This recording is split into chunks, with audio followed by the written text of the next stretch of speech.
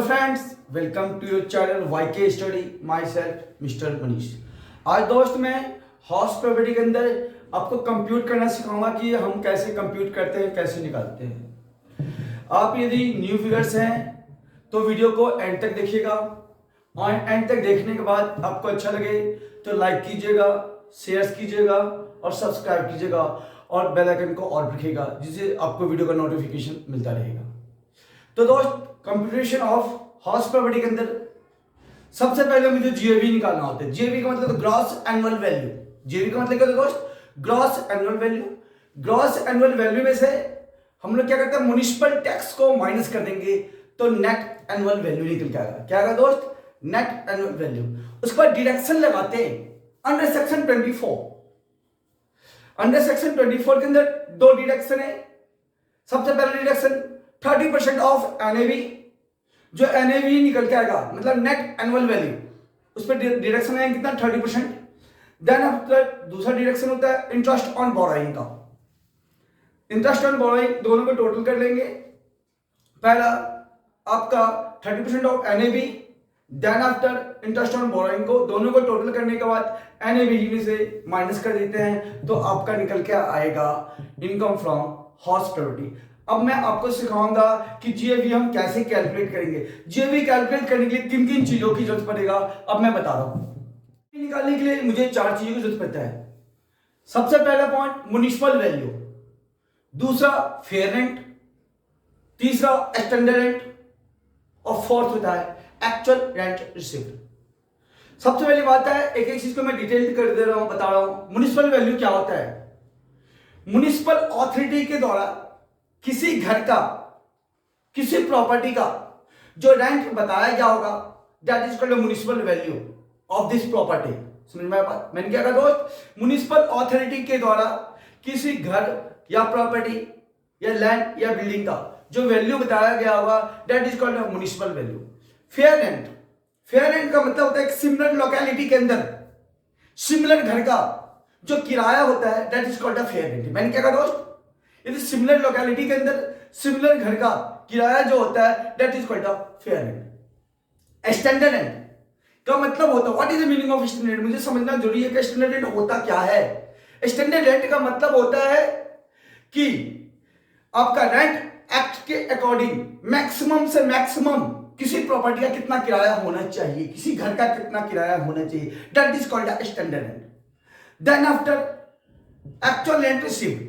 Actual rent received का मतलब होता है कि ऑनर के द्वारा, एसएससी के द्वारा टेनेंट से जितना किराया रिसीव किया पूरे साल भर में, that is called actual rent received. It means tenants paid the rent to SSC, whole amount are called is actual rent received. It means एक एसएससी के द्वारा, एक घर के मालिक के द्वारा एक किराएदार से पूरे साल में जितना किराया रिसीव करता है, that is called actual rent received. इसके दोस्त जीएवी निकालने के तीन कंडीशन है।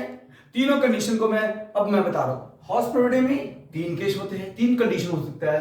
पहला हो सकता है कि एसएससी पिछले साल घर किराए पे दे रखा हो।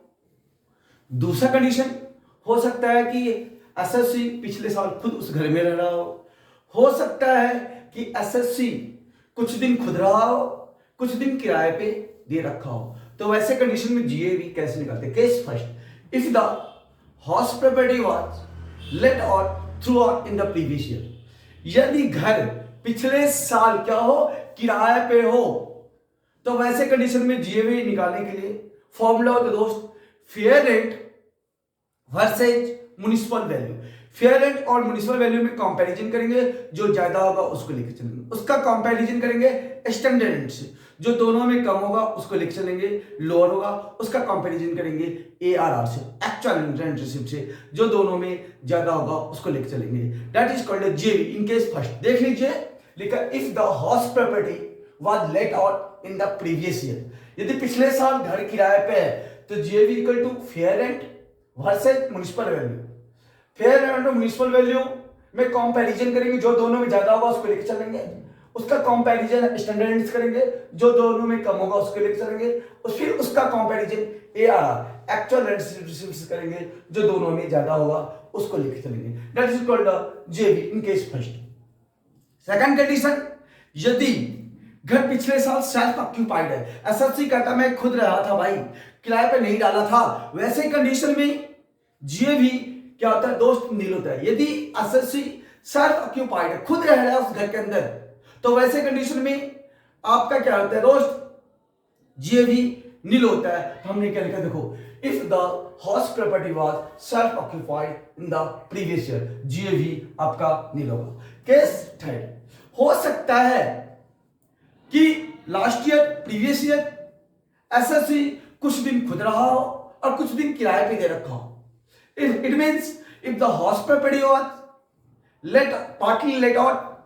Partly self occupied in the previous year, तो वैसे कंडीशन में हम जीएवी कैसे निकालते हैं? तो देखिए दोस्त, GAV equal to fair rent versus municipal value whichever is higher versus standard rent whichever is lower versus ARR whichever is higher. ये जीएवी निकालने का तीन कॉन्सेप्ट था, तीन कंडीशन था जिसका हमने जीएवी निकालना सिखाया। दोस्त मैंने बताया था जब कंप्यूट करते हैं तो सबसे पहले जीएवी निकालते हैं, जीएवी हमने निकालना सिखा दिया।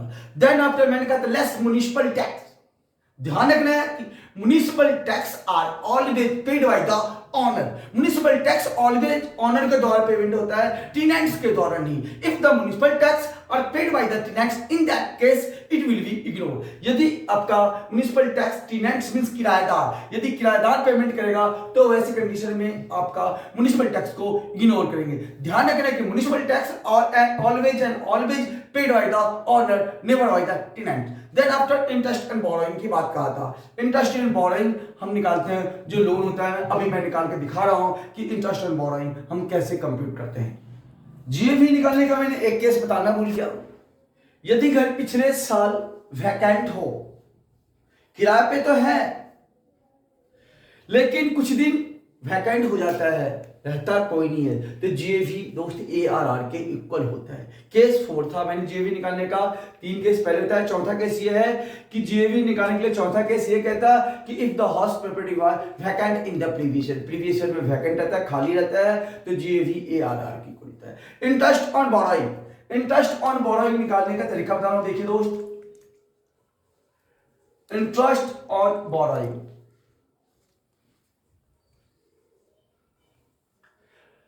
इंटरेस्ट और बोरोइंग निकालने के लिए सबसे पहले देख लीजिए, देखते हैं कि किस डेट को लोन लिया गया। क्वेश्चन के अकॉर्डिंग, मैं क्वेश्चन के थ्रू समझा रहा हूं, फॉर्मूला डायरेक्टली क्वेश्चन समझा रहा हूं मैं। लिखा है a loan of ₹1,80,000 was taken on 1 April 2013। जिस डेट को लोन लिया गया वो डेट को मेंशन कर लीजिए यहां पे सबसे पहले, 1/4/2013। इतना करने के बाद देखना है कि किस डेट को कंस्ट्रक्शन कंप्लीट हुआ है। लिखा है for the construction of this house which was completed on 31 मई 2015। 31 मई 2015 को दोस्त कंप्लीट हो गया, तो कंप्लीट का डेट डाल देंगे एंड में। डेट क्या है? 31 मई 2015। जो कंप्यूटेशन का जो लोन का जो कंस्ट्रक्शन का जो डेट है उस डेट से जस्ट पहले वाले मार्च, 31/5/2015 से जस्ट पहले वाले मार्च क्या पड़ेगा दोस्त? 31 मार्च 2015। जो ये टाइम है ना, that is called the pre construction period. क्या कहते हैं दोस्त? Pre construction period. और जो इससे जस्ट पीछे वाला मार्च, 31 मार्च 2014। ये जो 1 अप्रैल 2013 से लेकर के आपका 31 मार्च 2015 तक जो पीरियड है, that is called post construction. क्या कहते हैं दोस्त? Post construction. जो प्री कंस्ट्रक्शन पीरियड का होगा, इंटरेस्ट से हम 5 इक्वल इंस्टॉलमेंट पे बांटते हैं। क्या कहते हैं दोस्त? 5 इक्वल इंस्टॉलमेंट में बांटते हैं। हम अब कैलकुलेट करके देखते हैं। आपको पता है कि अकॉर्डिंग टू क्वेश्चन आपका 1,80,000 का लोन था, तो लिखेंगे यहां पे interest on loan equal to loan था 1,80,000, तो हमने दोस्त लिखा 1,80,000 लिख दिया। पोस्ट कंस्ट्रक्शन कितने साल का, 2 साल का ना, 13 से 14, 14 से 15, इनसे चॉइस से हम 2 से मल्टीप्लाई कर दिया इनटू रेट ऑफ इंटरेस्ट, देखिए 10% पर एनम है, इनटू 10/100। फिर बीच में प्लस का साइन लगा दीजिएगा। अब हम प्री कंस्ट्रक्शन, जब कंस्ट्रक्शन कंप्लीट हो जाता है उससे पहले वाले ईयर, कंस्ट्रक्शन कब कंप्लीट हुआ, 31 ऑफ मई 2050, उससे पहले वाले जो टाइम है that is called pre construction period. इसे हम क्या करते हैं दोस्त, 5 से डिवाइड करते हैं इक्वल इंस्टॉलमेंट बनाने के लिए। तो दोस्त हमारे पास लोन था 1,80,000 इंटू की मैंने कहा 5 इक्वल इंस्टॉलमेंट में बांटता है, तो इंटू 1/5 रेट ऑफ इंटरेस्ट 10/100। क्या कहते हैं दोस्त, 10/100। इसे हम सॉल्व करेंगे तो देखिए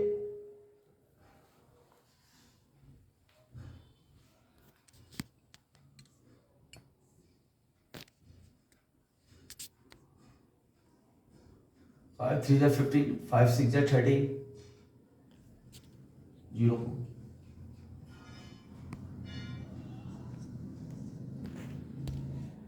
36,000 प्लस,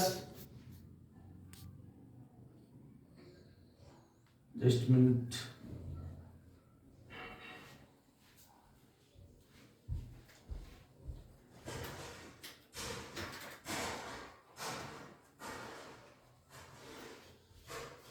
$42,600 टोटल दोस्त इंटरेस्ट और बोरिंग आएगा 42,600। अभी मैं थोड़ा सा दोबारा चेक कर लेता हूं कि हमने जो कैलकुलेशन किया है सही क्या है गलत क्या है। देखते हैं कैलकुलेटर पे, 1,18,000 इंटू 10%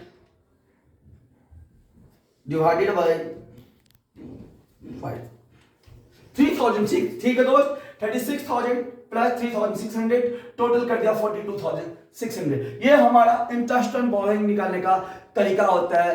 यदि आपको वीडियो अच्छा लगा हो तो लाइक कर दीजिएगा, शेयर कीजिएगा, जो न्यू व्यूअर्स हैं सब्सक्राइब कीजिएगा और बेल आइकन को ऑल रखिएगा जिससे आपको वीडियो का नोटिफिकेशन मिलता रहेगा। अब मैं नेक्स्ट वीडियो लगाऊंगा, उस वीडियो के अंदर आपको मैं प्रैक्टिकल प्रॉब्लम करके दिखाऊंगा कि हम क्वेश्चन कैसे सॉल्व करते हैं। Thanks for watch my